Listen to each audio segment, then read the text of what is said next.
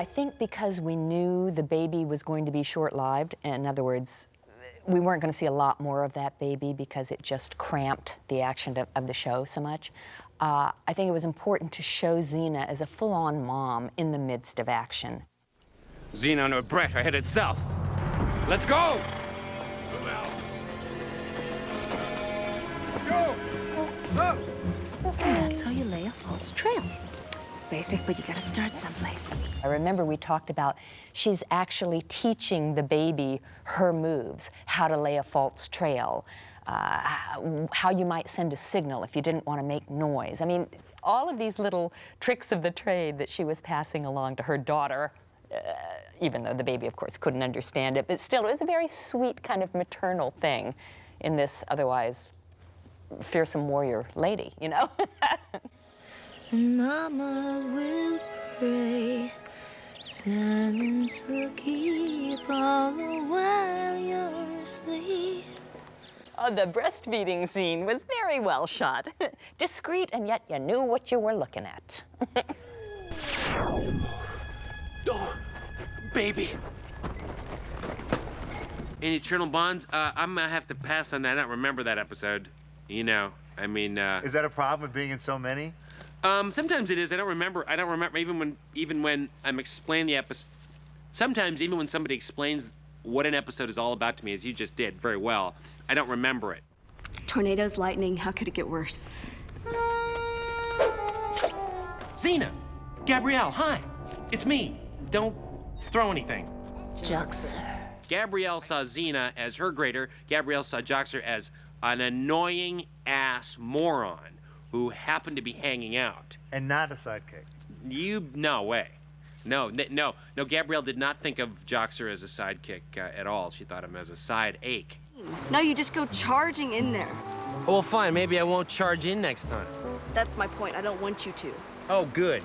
Oh, great. Well, then maybe you won't mind finding your head lopped off, next to your feet when you wake up in the morning. Yeah, well, I can sleep better at night knowing you're watching my back. Yeah, they had some flirting stuff in Xena through season 4 and some of 3, I think, and it was a lot of fun to play those bits because Renee is she's a really smart actress in that she would play the scenes like sometimes she'd actually kind of really like Joxer in sort of a loving kind of way, and then she'd sort of wake up and go, oh, he's disgusting, what am I doing, It's sort of like familiarity, in this case, did not breed contempt.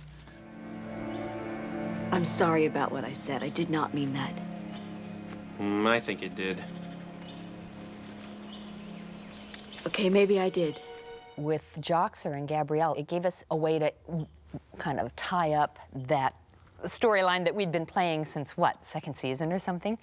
And yes, actually, there was a kiss written in the first draft. I'm not sure if it actually lived to be filmed, but I believe, I'm pretty sure that both actors, certainly I believe Renee as Gabrielle, felt that it just wouldn't be consistent with her character to kiss him. Frankly, I would have liked to have seen it played both ways and then made up my own mind, but but you have to honor, I mean, she's been playing the character how long? You have to honor that she feels like the character would not do that, and I don't think it was missed. I don't think there was a big hole where a kiss should have been, but as he lay dying by that log, there was supposed to, in the first draft, have been a kiss that never happened. Us? No way. Us. How come there was never an us, Gabrielle? I think I got really, really lucky as a character actor because I got some episodes where I was a swashbuckler. I got some episodes where I was the hero and saved it. I got some episodes where I saved Gabrielle from certain death. And this is something character actors don't do on TV. But because I was the only male character, by default, I won in that way, Yeah, plus I was slipping Lucy Lawless $100 bills. Like, please, I heard that's don't. Not all you were slipping her. Is that true? Their priest thought by killing you and Eve would score on some big points. But enough about them. Let's talk about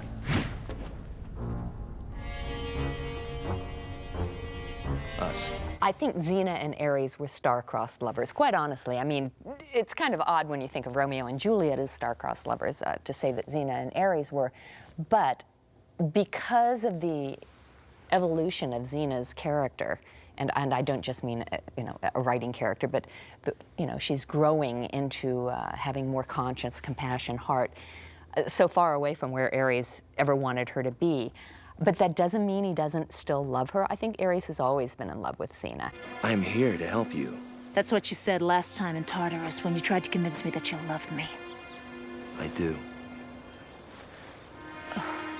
I love it when you play hard to get.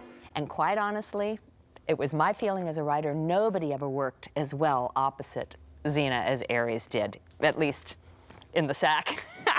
Nobody seemed to have quite what it took to stand up to Xena, except Ares. The chemistry was undeniable between the two of them, and I'm guessing it's because they were friends off screen. It allowed them an easiness that translated wonderfully as sex. I would sooner die in your arms than live without you in mine.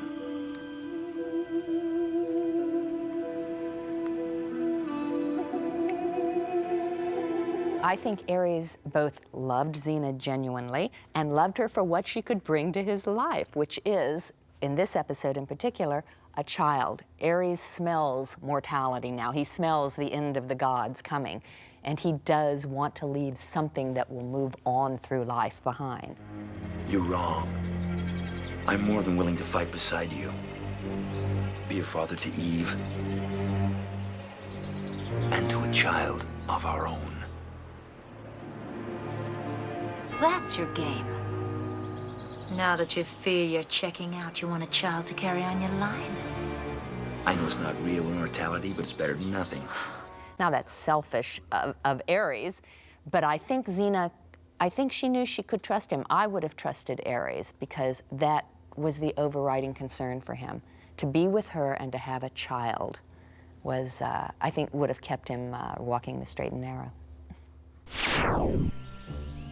I can be a real bitch sometimes, huh? Can't I?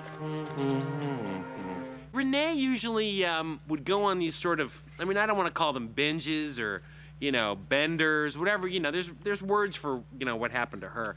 But let's just say, when she showed up to set, we were very grateful. That's all I gotta say. The scenes where you see her, she's talking to Lucy, but actually we had a couple guys propping her up, behind, you know what I'm saying? It's sad, isn't it? Well, I don't want to say sad because that's going places I'd rather not talk about that sort of stuff. It's her personal life. It's Renee's personal life, and, it's her business, and I don't want to say something on camera that would, be inflammatory or damaging to her career. But I will say that we saved a lot of money on craft service and lunch menus for her. By not showing up, right? Yeah, she wasn't usually hungry at that time. There'd be some slurping and sounds coming from her trailer, and so awful. Okay, Tay, we won't go. Yeah, I don't want to, because any more than that says something. Let's not be negative. You know what I mean? Any more than that says something, and I don't want to say things. No, it would detract from the show. It would detract from the show, and it's no big deal that the hotels that she was staying at nearly burned to the ground a couple of times, and it doesn't mean anything. These are just stories that come out, and I don't know why they come out. They're just stories, and I don't. That's all I want to say. I don't want to say anything else. We live our lives the way we do because someone has to help those who can't help themselves. But is it wrong to expose a child to that kind of violence? That blood? I think so. Now, I could be wrong about this, but I don't believe that Xena ever, in the 5 seasons I was on the show, or 4 and a couple freelance to begin with, I don't think she ever thought her way of violence was wrong. Not for her. Let's put it that way. Not for her. She might have believed Gabrielle maybe shouldn't be violent and other people. But as much of a search as Xena was on for her heart, the inner search she was, I don't think she ever had a question that what she was doing in the world was the right thing because she was defending innocence. And she was seeking redemption for her own past violence. It doesn't matter where we take a stand, as long as we make one.